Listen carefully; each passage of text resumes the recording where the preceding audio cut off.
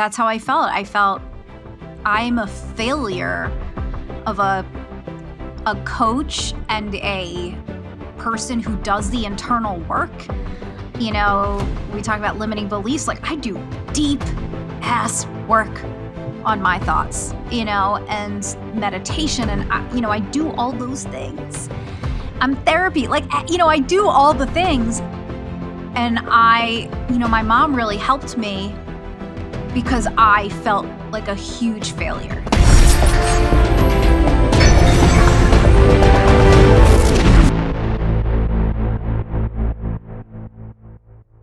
I started to get to a point where I was basically on the couch or my bed the whole time. I stopped working and I forgot when I started to feel better and I sat at my computer and worked for a day, I forgot that that's like what my normal life used to be like, because when I was depressed, I did not work at all. So that impacted so many aspects of my life. I mean, I was really broke. I mean, fortunately, I had some savings and I survived and my parents helped me out a little bit. But I was, on the couch most of the times.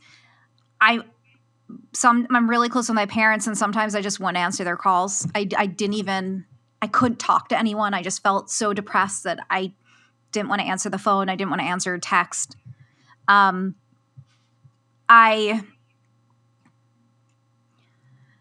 I would sit on the couch and I think because of the Apple Watch, I'm like super aware. Like I got no steps in, like I was not moving my body, let alone exercising. So every now and then I would get enough energy to go outside and walk. And sometimes I would drive to other neighborhoods that I like on the west side. I want to be near the ocean and I would walk there. But I was in such a dark space that it just impacted all these other areas of my life. Like I said, like I wasn't even moving my body. And then on top of that, I would order takeout a lot. Like I can look back at my Grubhub history and I'm like, oh my gosh, like back when I was super depressed, I was ordering takeout like 8 or 10 times a month. Whereas now I do it like 3 or 4. So it had more than doubled. So I was eating really badly, not moving my body. And then I do remember for me, and it's easier to see this looking back now that I am healthy, but I feel like I'm going to cry. The scariest moment for me and why I really knew it was something chemical in my brain is that I literally did not have hope. And I'm a success coach. I spend my life being positive and helping other people, be positive. And my mom would say, like things will get better, things will look different. And I was like, no, they will not. And I wasn't just arguing with her. My brain, I could not see it. I literally could not fathom the concept that I could ever feel differently or that things in my life could ever be different. And to me, that's like the scariest thing of all, to lose hope. It made me like, when I, got better, it made me like, oh my gosh, I'm really grateful for hope. Like I just have this newfound appreciation for believing that tomorrow could be different from today. And it's so scary to think that I didn't have hope. And so while I was going through this time, I mostly didn't tell anybody. My parents knew. I talked to my parents every day. Like I said, there were some days where I wouldn't even talk to them. It was so lonely. And also I was creating that because I didn't want to tell anybody, and, I'm a big fan of Brené Brown and she talks a lot about vulnerability. And it would be so vulnerable for me to tell somebody my darkest thoughts and what I'm experiencing. And I was so afraid that somebody wouldn't be able to hold that space for me. I just was not in a place where I'd be okay if they couldn't hold that space. And so that really stopped me from telling people. And eventually I think I told one or two friends, and they were supportive in the moment, but I don't think they knew what to do with it. Like I say, like one of my friends was so supportive in the moment, came over the next day, took me out to lunch and everything. And then I never heard from her again for a month. Now she was working on a show, and I know what it's like to be working on a TV show. You have no life, and it's hard to like think about anything else. So I don't really fault her. And plus I never expressed my needs. I never said this is what I need, but I learned a lot, from that experience that like, oh my gosh, mental health, something like depression, is not too different from a physical illness. And, it's like if I had cancer, God forbid, if I had cancer, would somebody check on me? Right? Probably, right? But it's so different. It's like if I have depression, like people might just think, oh, you're like, I think we throw that word around, depressed, without understanding like the clinical, definition behind it. You just need to get some sleep. A couple good nights of sleep, relax, read a book, maybe get a massage. Things are going to be all better. Right. You use cancer. The one that I like to use, and I think cancer is great, I use diabetes. It's like going to somebody with diabetes. Yep. It's like, insulin? Really? I mean, can't you just get a couple of nights of sleep and you'll be fine? Like, do you really need the medication? It sounds absurd, but it's because we understand that. You can get a blood test and a doctor can say, you have type 2 or type 1 diabetes, and therefore to make sure that your pancreas creates insulin and you don't go into diabetic shock, you need insulin artificially. Duh, makes sense. I don't want to die. You start talking about things like mental health, it's very esoteric because it's very much a gray area. People don't really understand it unless they've been through it. Everything you're saying, they're just like, yep. But if they haven't, they don't really understand it because it's this invisible thing. Like you can't see, I have a gash on my arm. Therefore, I have an infection. Therefore, I need antibiotics, right? So what I find, at least for me personally, I'm not speaking for your experience, but my experience is that I find it, or I used to find it very hard to share it with anybody because they immediately invalidate it.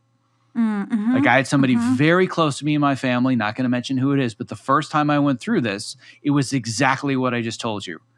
Dude, you're working hard. Get some sleep and you'll be fine. It's all in your head. Yeah, it was all in my head, but it was also neurochemical, right? Right. So much neurochemistry was completely imbalanced. And the wall that I came up against next, which I'm curious if you came up against it as well, is who am I as a person if I need medication? All right, this is something that I actually talked about, totally unrelated, but today in 2 separate coaching sessions. And one person said, well, if I need medication, that means that I'm no good. They literally said those words. And I came across the exact same challenge of who am I as a person if I need this? Did you go through something similar? I had an extra layer, which I'm curious if you have felt this. The extra layer was, what kind of coach am I? Bingo. Oh boy. Yes. Keep going. But boy, can I relate to that. And that, it makes me sad, but that was the hardest part because I knew people in the coaching industry. I don't know if they would have decided then that I wasn't a good coach or that I'm not doing the work. I'm not doing enough of the internal work, and I should be able to mindset my way out of this. You're just talking the talk, but you don't walk the walk. Right. Right? You're all full of crap and you're telling me to do all these things. You don't do them yourself, clearly, because you've now failed, right? Those are the thoughts that go through my head. Exactly. That's how I felt. I felt I'm a failure of a coach and a person who does the internal work. We talk about limiting beliefs. Like I do deep ass work on my thoughts, and meditation. And, I do all those things. I'm therapy. Like, I do all the things. And my mom really helped me because I felt like a huge failure. And I felt very torn because I felt like I really want to get medication. And I think I'm at the point where it will help me when I really started to notice that the normal healthy things that I would do weren't working. And my mom was like amazing and supportive and super encouraging. but it was the coach piece. And I would go into deep dives on social media and on Instagram and look, and there were some famous coaches. Mel Robbins, I don't know if you know who Mel Robbins is. Absolutely, yes. There were some famous coaches that were talking about depression, anxiety, and medication. And it wasn't until I saw people I admire who are way ahead of me in the success game in terms of coaching or helping people. It wasn't until I saw them, saying it's okay, and it not taking anything away from what they have to offer the world or how they offer it, that I really, truly got the courage. It wasn't until I saw other people I admired talking about it. And that's why it's so important for me to talk about it, because that was the thing that made me feel, okay, that gave me the courage to talk to a psychiatrist and get medication. And actually, you mentioned the blood test with diabetes. I had a blood test and my health went to shit. Like, my numbers were so bad. And I remember when I got my results back, I was like crying for like a day because I was so scared I was going to die or something. Like, I didn't know what the numbers meant. And like right now, it's been almost 6 months. I'm taking vitamin D prescription once a week. Oh, wait, I think I forgot to take it this week. That reminds me. Once a week, I've been getting B12 shots every other week at my doctor.